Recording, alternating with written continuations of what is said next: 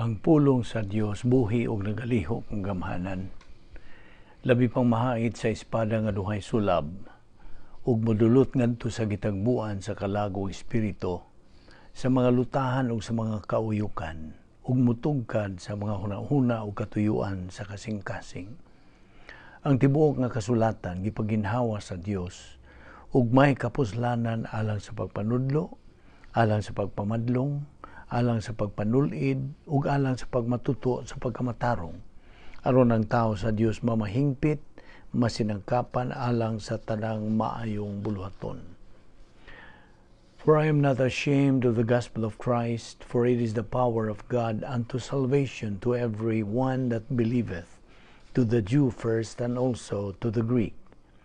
For therein is the righteousness of God revealed from faith to faith, as it is written, the just shall live by faith. My son, do not forget my teaching, but let your heart keep my commandments. For length of days and years of life and peace they will add to you. How happy are those who hear the word of God and obey it. Okay. Kung ang kalibutan nanginahanglag pagdasig, karon ang tukmang higayon. Kung na ay nanginahanglag paglaom, karon ang tukmang panahon. Ang Dios tungod siyang kaluoy, mipahimutang nining atong ministry isip usa sa iyang mga paagi, sa pagpadala sa iyang mensahe, sa paglaom o paghupay, taliwala sa makaluluoy o makuyaw nga kahimtang karon sa kalibutan. Ang Biblia, ang pulong sa Dios, nagabarog isip mo ibugtong matuod nga mensahe sa kahupayan o paglaom. Nagadala lamang kini sa mga pulong nga ipadangat sa Dios, ngari ka natong mga kaliwat sa tao, alang sa atong kaluwasan ug sa atong kalinaw. Ang misyon sa Balbido Evangelistic Ministry mao ang pagsangyaw sa mga balita sa kaluwasan, sa tumang kamatinud-anon o pagpakabuot niini ngadto sa kinalay-ang dapit sigon sa unsay itugot sa Dios. Kung naa kay kabugaton, gipalihog ka, giawhag ka sa pag-apil sa inyong mga pag-ampo nga unta ang Dios mutugot sa pagpadangat sa iyang pulong ang mayong balita sa kaluwasan ngadto sa kinalayan o kinapuukang dapit. So, sa wailangan, kung ipasabot kaninyo nga, we live in a day where biblical truth is considered hate speech, even among those who profess Christ. But it is loving to tell the truth, no matter how much it may hurt the hearers, di ba? Okay, agi pangandam sa itong kaugalingon, giawhag ka. Ikaw nga usa ka magtutuo ni Ginoong Jesucristo. Giawhag ka sa pagtuman sa iyang mando, nga kita magahingalan, magabutyag, magapahayag sa atong nabuhat nga mga sala, karong adlaw o hangtod ning mga higayuna, ato kining ikumpisal ngadto sa tubangan sa Dios nga Amahan ug siya kasaligan ug matinumanon sa pagpasaylo niya na kay matud pa sa 1 John 1:9 it says, if we confess our sins, God is faithful and just to forgive us our sins and to cleanse us from all unrighteousness.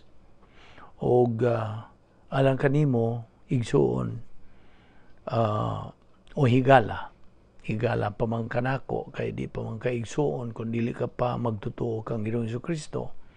Higala gidapit ka, giawhag ka kung buot kang makakat-on og mga kamatuoran ning atong pagtuon sa pulong sa Dios, giawhag ka, giaghat ka sa amgo nga si Ginoong Jesucristo lamang ang atong bugtong paglaom. Siya lamang ang matuod nga Dios, busa kung imo siyang tuuhan, ingon nga imong personal nga manuluwas o Ginoo, ikaw mahulunan sa grasya sa Dios. Tumuo ka kang Ginoong Hesus ug ikaw maluwas. Busa karon mag-ampot ta sa hilom.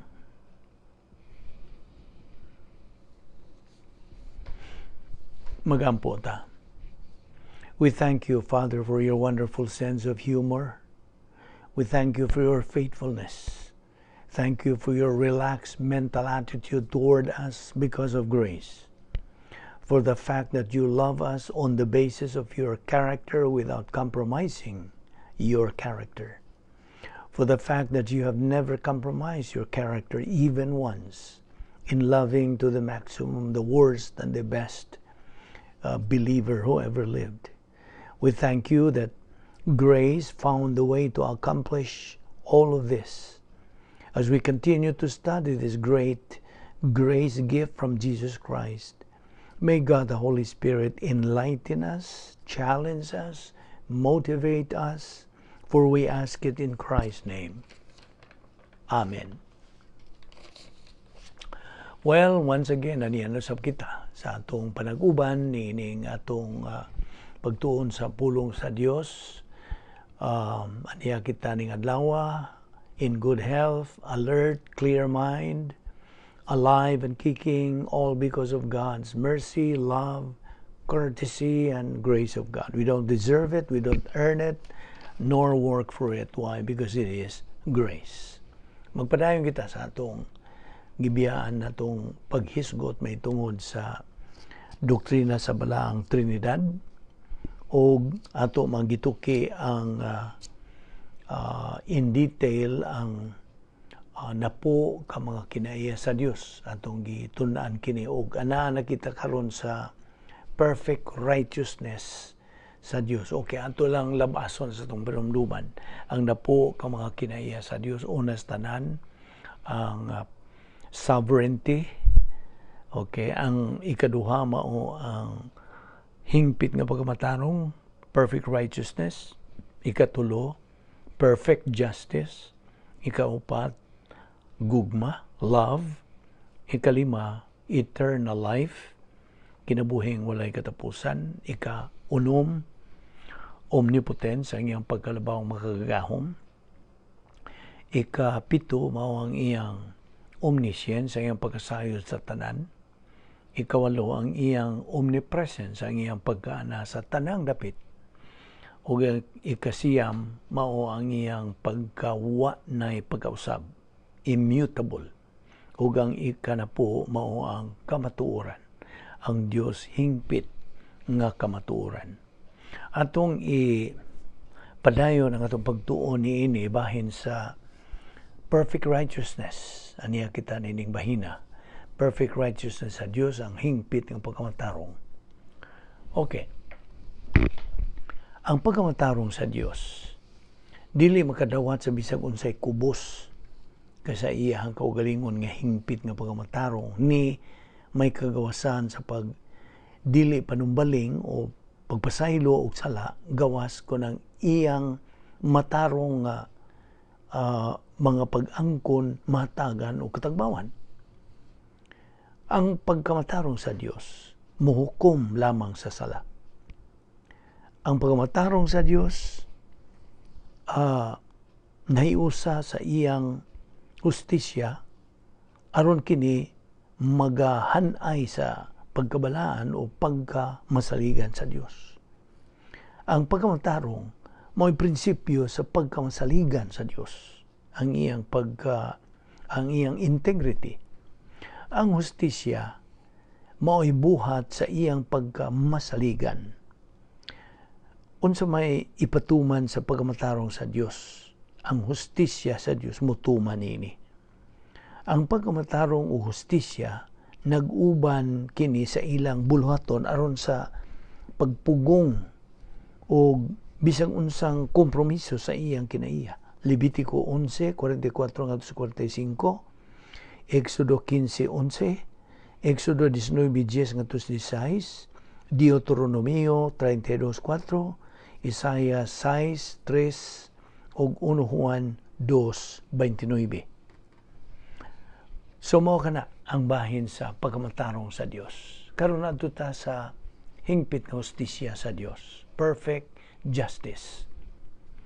Ang hustisya sa Dios bug-os usab ug dili madunot nga pagka makiangayon.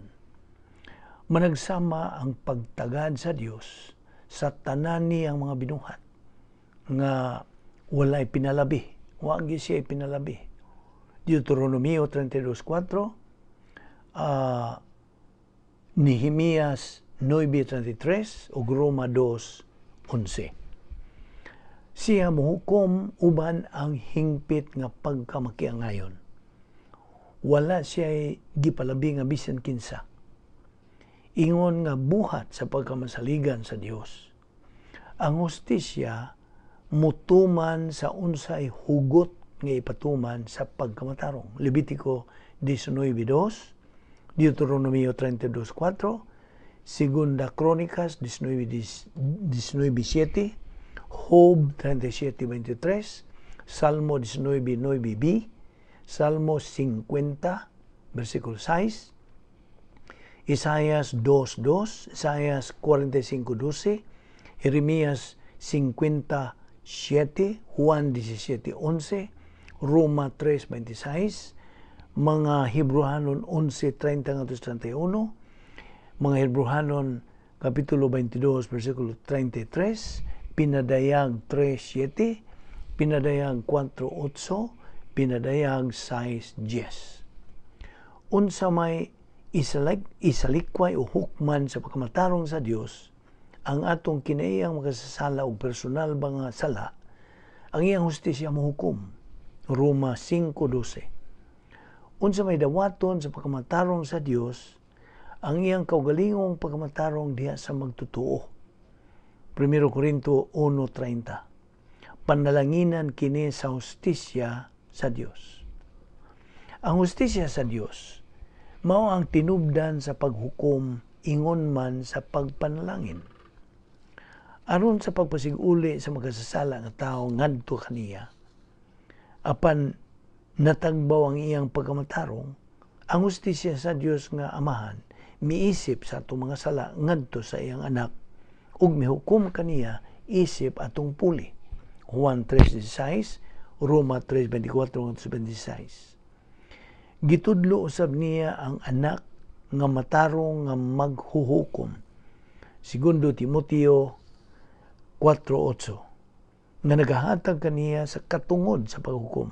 Juan 5:27. Isip pagpadayag sa iyang pagkamakiangayon, ang Espiritu Santo nagasangkap og grasya nga kumon ang iyang buhat nga pailhon.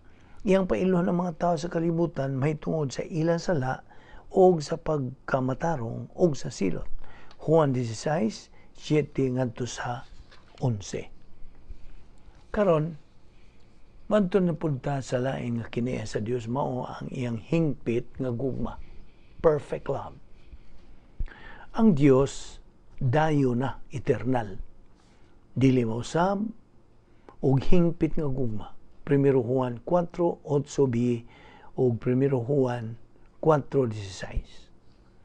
Ang iyang gugma inubanan sa pagkamatarong o hustisya mao ang hinungdan sa tanan niyang buhat.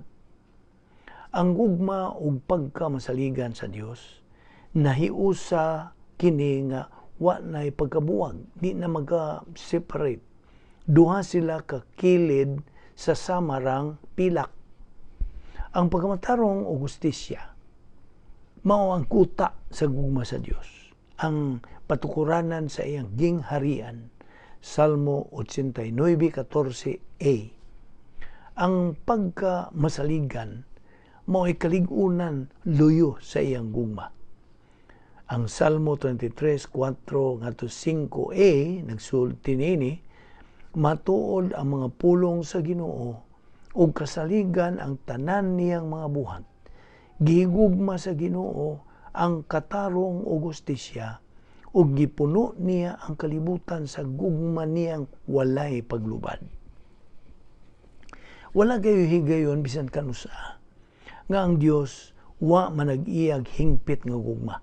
Primero Crónicas 16:34, Salmo 118, 1-4, Salmo 118:29, o Salmo 136, 1-26, Salmo 138:8. Now, diha nang daan ang gugma sa Dios bisan sa wa pabuhata ang tao, mga manulunda o ang universo, bisan sa wa pa'y bisag unsa ba gawas lamang sa Dios mismo.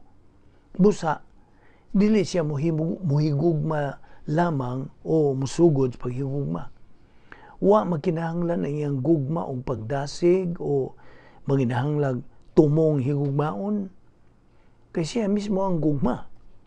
Ang iyang gugma dili mahigawad, dili mapakyas, walay pagkakunhod gumikan sa pagkasayod sa mga sala o mga kapakyasan sa iyang mga linalang. Ang iyang gugma dili mahigawad tungod sa pagkawalay alamag binuang o pagbinakak, wala. Nungkang ang iyang gugma nagsumikan sa pagbati o pagka-mahinuklugon. Walay pagbati ang Dios, nasayon kita niyana. Ang iyang gugma kanunay rang nagalihok, pinasikan sa makatarunganon nga paagi. Ang gugma sa Dios hingpit tungod sa iyang hingpit nga pagkamasaligan. Ang gugma sa Dios gipadayag sa tulo ka matang. Dios nun nga kaugalingong gugma, Dios nung impersonal nga gugma, o Dios nung personal nga gugma. Okay.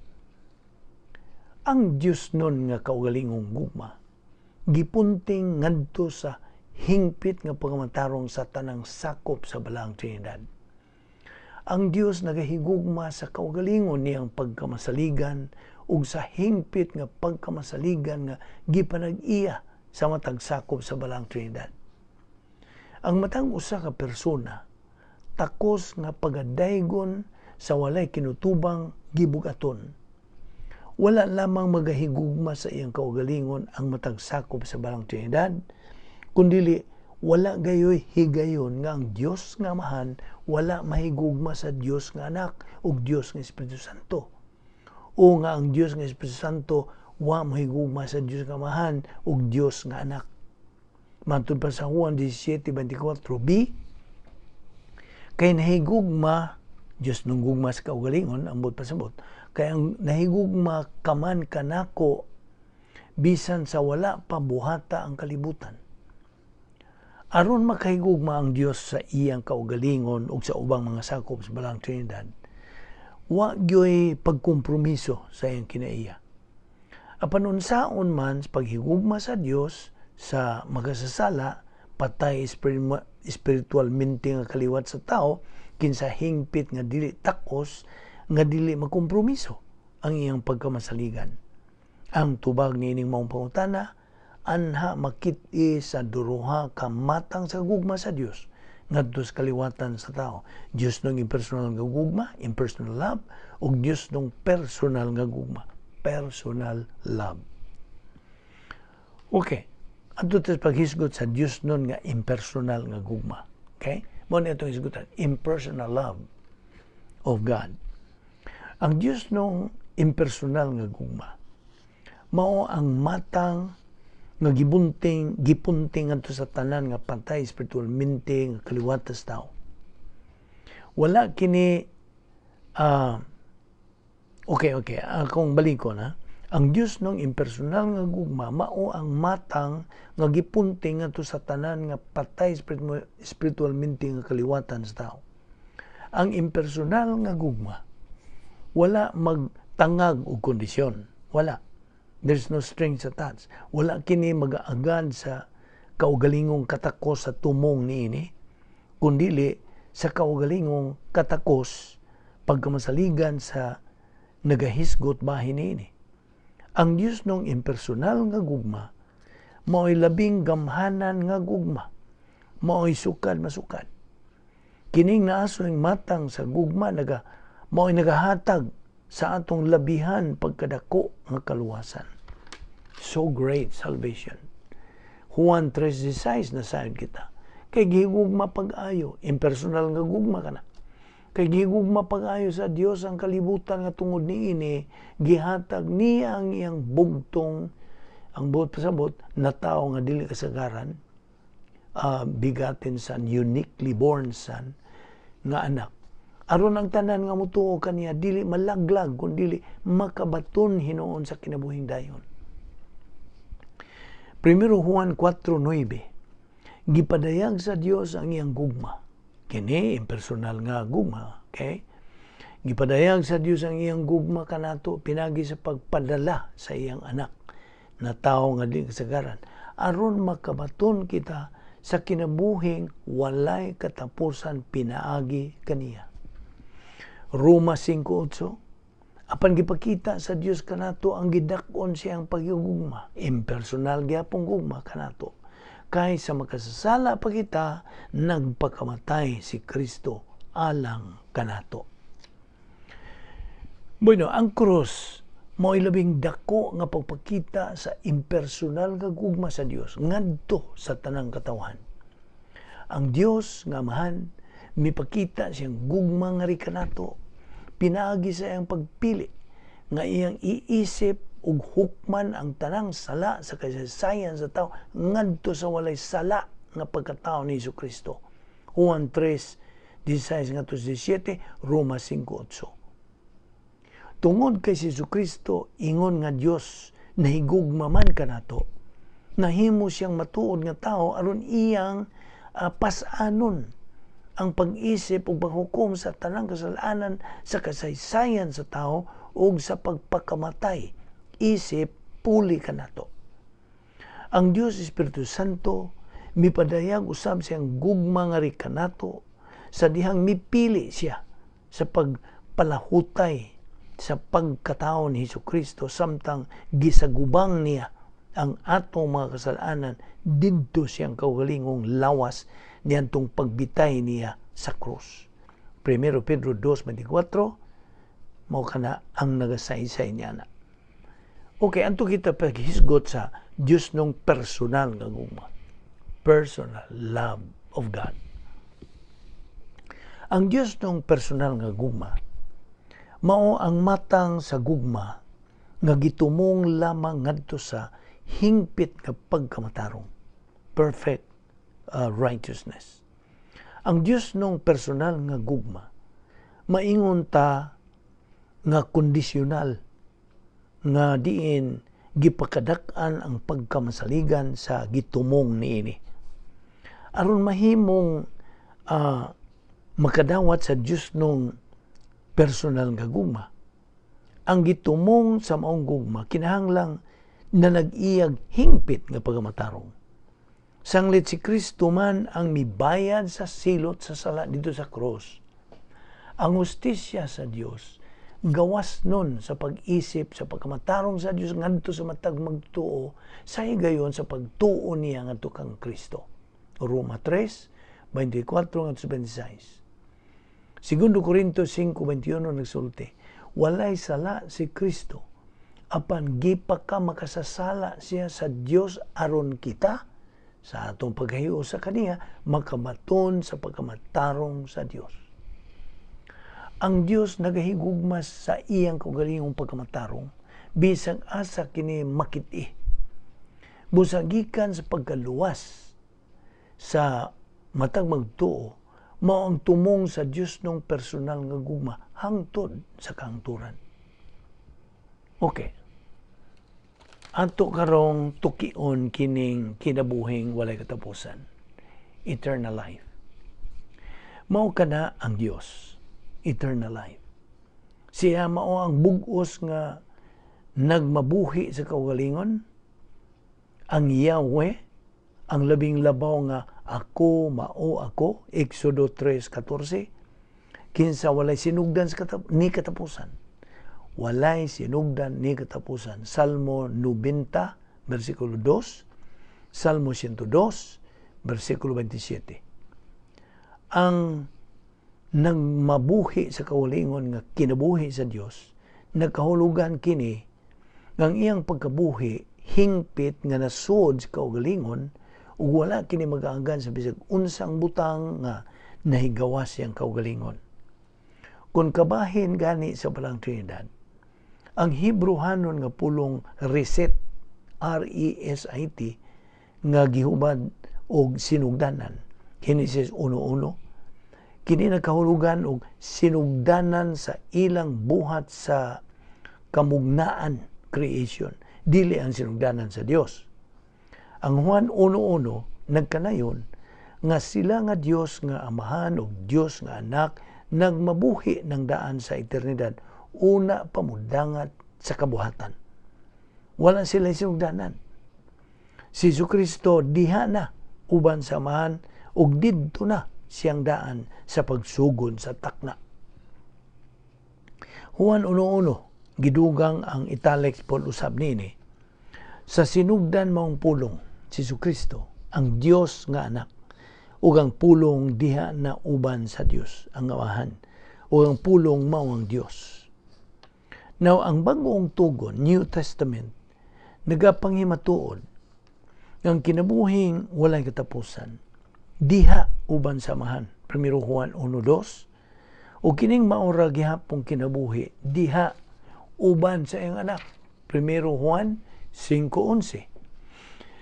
Si Jesucristo mao ang alpha ug ang omega diha sa pinadayag 1 versikulo 8. Ang pulong alpha ang sinugdan ng letra sa Grigong alpabet. Nagahisgot kini sa pagkaanaa ni Jesucristo sa kaniadtong wa pang tanan. Ang omega, ang katapusang letra sa Grigong alpabeto, may kalabutan kang Jesucristo sa iyang panag-iyag duruha ka kini iya, hypostatic union. Atol sa iyang paghimugso ingon nga tao, incarnation, o sa iyang unang pag-ani, first advent. Siya mao ang dayo na nga anak sa Dios ug ang anak ni David kinsa ingon nga Dios ug tao mubalik ingon nga hari sa mga hari o Ginoo sa mga Ginoo sa iyang ikaduhang pag-ani aron maoy magahari hangtod sa kangturan. Walay takna ang Dios. God has no time. Apan iyang gimugna ang takna sa tuyo sa pagpadagan sa kasaysayan sa tao. Kaya wa patay takna, dili ta makaingon ini karon. Kita mo hisgot sa pinulungan nga kaniadto karon ug ugma. Sa hamubo o hataas nga gidugayon. Bahin sa katuigan, bulan, takna, gutlo, gutling. Apan gipahisama sa Dios ang atong kinabuhi sa usa ka alisngaw. Matud pa kana sa Santiago 4:14. Aniya pa kita karon apan ug mawana. Mao di ay nakatuwaw si David sa pag-ingon og unsa ba ang tao nga gihatagan mo man siya bili. Salmo 8:4a. Apan bisan pa niya na, ang usa ka dayo na ug mahigugmaong Dios nagaamuma pinaagi sa pagsangkap sa madagayaong tanyag aron nga kita makaambit siyang kinabuhing walay katapusan. Matud pa sa Juan 3:36 nga sagad na itong ginabatbat, ang mutuo sa anak may kinabuhing dayon. Apan ang dili mutuo sa anak, dili makabaton sa kinabuhing dayon. Hinunua, magpabilin diha kaniya ang kapungot sa Dios. Adto ta karon sa paghisgot sa pagkasayod sa Dios sa tanan. His omniscience. Ay ang pagkasayod sa tanan. Now, nasayod ang Dios sa tanan. Okay? Ang pinulungan nga Ingles nga omniscience, gikuha kinigikan sa pinulungang Latin nga omni, nga nagkahulugan og tanan, ug ang siyensya, ang pasabot, pagkasayod. Ang Dios nga dayon, diha sa tulo ka persona kanunay nasayod sa tanang butang lakip na sa aktual ug sa posible nga milabay na ang karon ug ang umaabot pang mga panghitabo. Sa wala pa buhata ang kalibutan, nasayod na ang Dios sa matag suliran. matag kagulanan, sa matag gutlo sa imong kinabuhi, lakip na sa matag sala nga imo pang pagabuhaton. Nahibaw aning tanan. Bisan tuod kung ang iyang pagkasayod sa tanan mo labaw sa panahon o sa eternidad, ang iyang pagkasayod sa mga panghitabo, sa dili pagani kini mahitabo, wa kini mulapas o mupugong sa imong kaugalingong kaubuton. Ang gigpaagi sa Dios, usa ka gawas nun nga binuhat nga makahimo sa pagpili. Muambit ka ba o musalikway ka ba sa grasya sa Dios? Ikaw may tulubagon ngadto sa Dios niya ng imong tanan nga mga desisyon o mga binuhatan. Roma 14:12. Ang tanan nga tulo ka sako sa balang Trinidad nasayod sa tanan. Ang amahan may hingpit nga kaalam. Job 37:16, itandi sa Mateo 6:8, Mateo 10:29-30, mga buhat 1:24. Ang anak nasayo sa tanang butang. Juan 18:4, itandis Mateo 9:4, Juan 2:25. Ug ang Espiritu Santo gitawag og espiritu sa kaalam ug pagsabot, pagmando ug kahibalo. Isaias 11:2. I hope na kasabtan ni mo ning atong pagtuki nini ha. Ato min kining gianam-anam. Okay, adto kita sa pagkaanaa sa Dios sa tanang dapit. God's omnipresence. Okay? Ang Dios nagmabuhi lapas pa sa mga kinutuban sa kawanangan. Tiunay ug labaw ang kinaihan sa Dios. Ang pagkatiunay o immanence sa in English, nagkahulugan kini nga ang iyang tibok nga kinaiya anaa diha sa kanunay bisan asa. Madiha ba sa kinaiyahan? Madiha ba sa kasaysayan? Sa tanan bang mga kalihukan sa kaliwatan sa katawan? Jeremias 23:23-24, mga buhat 17:27-28. Ang pagkalabaw sa kinaihan sa Dios o transcendence, nagkahulugan kini nga siya may kaugalingnan gikan sa binuhat nga universo aron sa ingon niya na walay pinalaing dapit ang nagalukop lamang kaniya.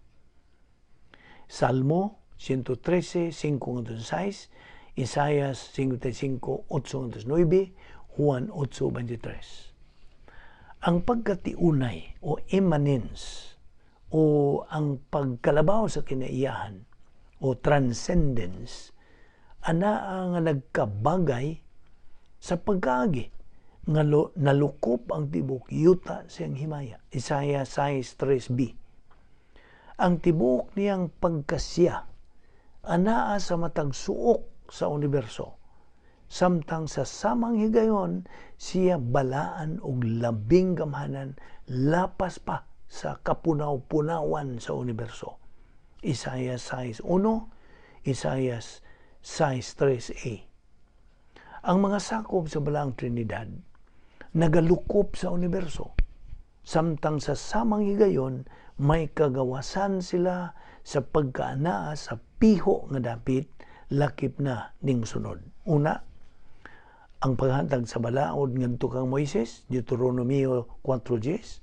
Ikaduha, ang pagtungha ingon nga pagpakita sa Dios ngadto sa tao, theophany, Genesis 18:1, Exodo 3:2 ngadto sa 6, Números 14:10, Primero Hari 8:10-11, Isaiah 6, itandi ngadto sa Juan 12:37-41. Ang ikatulo, ang pagkinabuhi din sa yuta ingon nga pagpakatao sa persona ni Jesucristo, Juan 1:14. Ug ang ikaupat, ang pagpuyo diha sa sulod sa magtotoo, Juan 14:20 ug 23, ug segundo Korinto 6:16.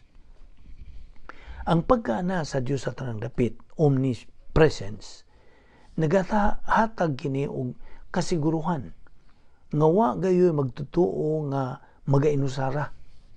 Mga Hebrehanon 13:5b. Ang amahan nagalukop sa pagpuno sa langit o sa yuta. Jeremias 23:23-24. Ang anak kinsa ana sa amahan o ganahan sa magtutuo, Juan 14:20, Colosas 1:27.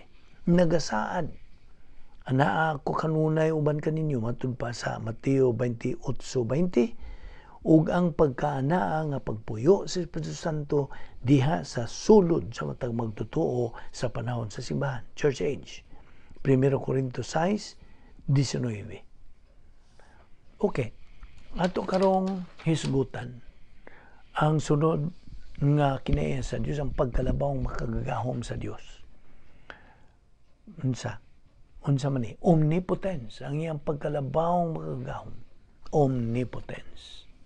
Now, ang Dios makagagahom sa tanan. Walay kinutuban ang iyang kagahom o otoridad. Nagagarantiya ang iyang pagagamhanan sa tanan nga alang sa Dios walay butang ang dili mahimo. Lucas 1:37. Kung limitado pa ang Dios, bisag unsa pang katarungan ang pagpigot ipahamtang sa kinaugalingon aron nga subay kini sa iyang kinaiya. Ang Dios makahimo sa tanan nga buot niyang tanan nga buhaton. Apan mahimo usab nga dili niya buhaton ang tanan nga iyang mahimo. Episo 1:11. Ang pagka makagagahom sa Dios mao ang labaw nga Dios nung gahom sa balang Trinidad. Ang amahan gitawag og gamhanang Dios, Job 11:7. Ug ang iyang gahom walay katapusan, Roma 1:20. Ang gahom sa anak mo'y mibuhat sa universo o nagagunit niini nga mo'y nagapalahutay sa dagan sa kasaysayan. Isaias 40, versikulo 26, itandi sa Colosas 1:16-17, mga Hebrehanon 1:3. Si Jesucristo gitawag usab og labing gamhanan Dios nga gamhanan og labawng makagagahom. Genesis 17:1, Isaias 9:6, pinadayag 4:8, pinadayag 4:19, kung pinadayag 19:6. Og diha sa Roma 1:4b, sa iyang espirituhanong pagkabalaan gipadayag siya nga anak sa Dios uban sa dakong gahom pinaagi sa iyang pagkabanhaw. Roma 1:4b. Now, ang Espiritu Santo usab nagasangkap sa Dios nung gahom ngadto sa mga magtutuo aron sila makatuman sa plano sa amahan. Zacarias 4:6, mga buhat 1:8, Roma 15:19. Atol sa iyang pagpakatao, si Ginoong Jesucristo milimiti sa kaugalingong paggamit siyang pagka-Diyos aron siya mopahiuyon sa inistrikto ngadto sa plano samahan. Juan 5:17, Juan 6:65, Juan 8:28, Pilipos 2:6 ngadto sa 8. Ug aron iyang magamit ang gahom sa Espiritu Santo, Isaías 42:11 kun 1, Mateo 4:1, Lucas 4:18-19, Juan 3:34.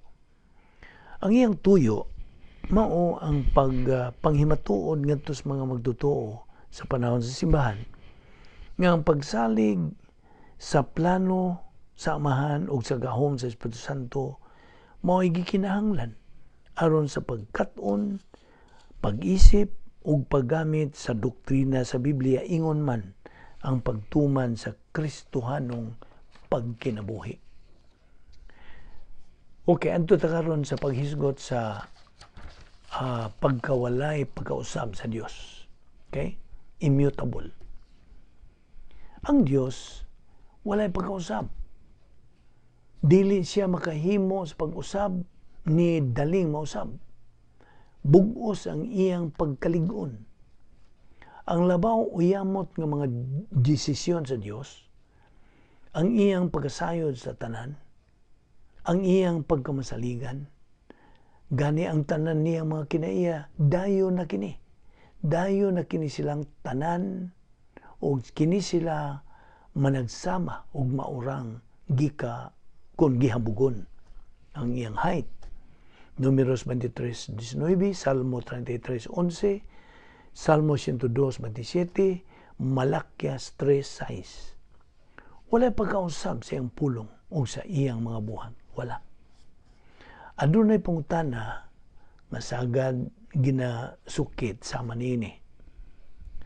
Kung ang Dios gamhanan man sa tanan, di ba siya makausab sa bisag unsa nga buot niya? Dili. Ang matag kinaiya nahiuyon sa iyang pagkamasaligan. Walay kinaiya ang makahimo sa pag-ilis o makabuhat sa kinaugalingon nga nahigawas sa ubang kinaya sa Dios. Kini nagpasabot nga ang Dios dili mubuhat nga mabalhin-balhinon o binuot-buot o makalapas sa unsa nay iyang napahamtang nga dekrito. Busa, ang pagkalabang makagahom sa Dios dili makahimo sa pagpatigbabaw sa iyang pagkadili mausab. Gikan sa pagkadili mausab sa Dios, mutunga ang iyang pagkamatinumanon. Lamentaciones 3:22-23. Ang balaang kasulatan mibalik-balik sa pagpahayag nga ang Dios matinumanon. Sa kanunay siya kasaligan, dili gayud pakyason sa Dios si bisan kinsa. Kasaligan siya nga mutuman siyang pulong. Mga Hebrehanon 6:17-19. Walay mausa sa iyang mga saad ang napakyas. Primero Hari 8:56.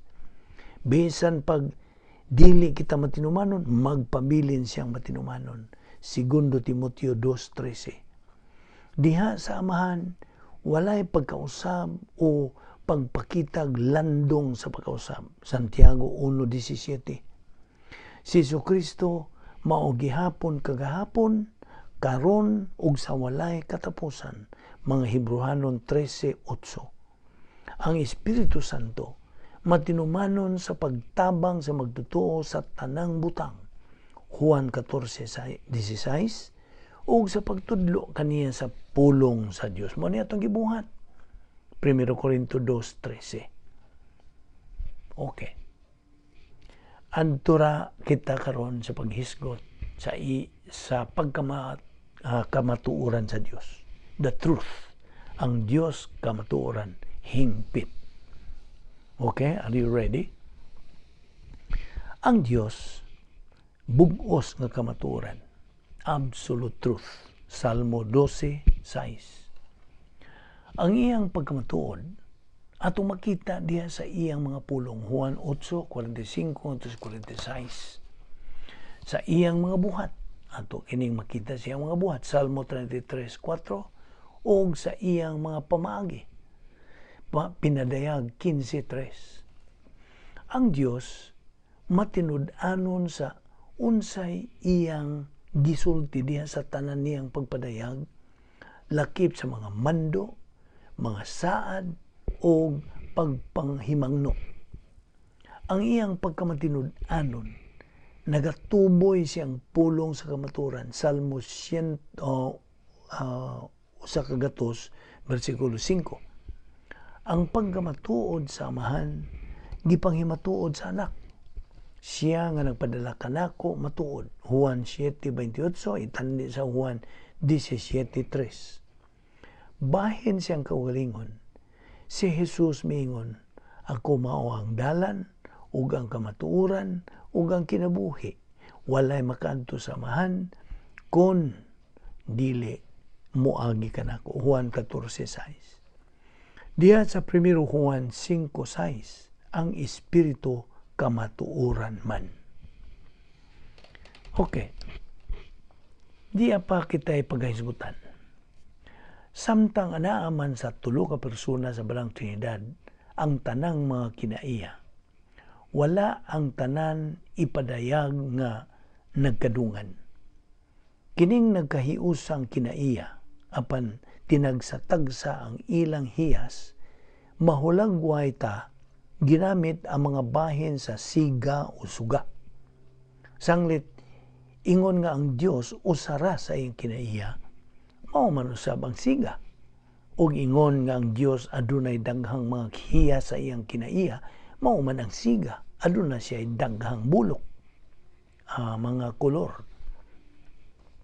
Ang matang usa ka silaw sa siga gikan sa adlaw, puro kini nga puti, apan sa suod sa matag silaw anaa ang tanang bulok sa bangaw, rainbow. Atong makita kining maong bangaw sa dihang ang usa ka silaw sa puti nga siga ipatipas kini pinagi sa prisma. Ang tanang bulok magagawa gikan sa ubihon, ubihong bulok ngadto sa pughaw, ngadto sa berde, ngadto sa dag, ngadto sa pula. Makit-an ta ang gipadayag sa bulok sa bangaw sa atong palibot. Sa dihang ang puti nga siga mudan-ag sa usa ka butang, suyupon ang pipila ka bulok nini ug ang uban kanila maaninag. Ang mga bulok nga gisuyop sa maong butang maoy mo determinar sa iyang bulok. Pananglitan, kung ang usa ka silaw sa siga mo igo sa usa ka butang nga nagsuyop og pula og dag, ang bulok nga naaninag sa nasong butang, ang bulok nga atong makita usa ka pughaw. Kung ang gisuyop nga bulok dag og pughaw, ang gianinag nga bulok pula. Mao man usab ang tibuok nga bangaw sa Dios nung kinaiya sa matag sakop sa balang Trinidad, nagpabilin nga anaa ug sa kanunay bisag unsa man kinaiya ang ginaaninag sa unsa mang bahin sa gitagal nga panahon. Now, panalitan, kung ipangutana kini, makaako ba ang usa sa pagtambog ni bisag kinsa dito sa impyerno? Kini pangutanaha nagapunting sa pagtagad bahin sa kinaiya sa Dios. Ilabi na sa gugma sa Dios samtang dili unay apil ang bahin siyang pagkamatarong o justisya. Kung ibuwag ang gugma sa Dios palayo sa iyang pagkamasaligan, mahog umusangpot kini ang iyang gugma ngadto sa pagbati nga tawhanon. Di ba? Ang gugma sa Dios dili gayud mahimong mubuwag gikan siyang pagkamasaligan. Ang bugos nga mga sumbanan sa pagkamasaligan sa Dios nagaisip sa dili magtutuo nga hingpit dili madawat. Hinunua samtang dili kita angayan pagadawaton, ang amahan naghigugma pag-ayo sa kalibutan nga gipadala niyang iyang anak aron mamatay isip atong puli aron sa ingon niya na si bisag kinsa nga motuo sa anak makaangkon siya og dayon nga relasyon ngadto kaniya sama nga pagkamatarong o justisya nga gihatagang katagbawan pinaagi sa buhat sa kaluwasan ni Kristo dito sa krus, nagahukom og nagapahamtang og dayon nga paghukom niadtong nagasalikway sa iyang buhat.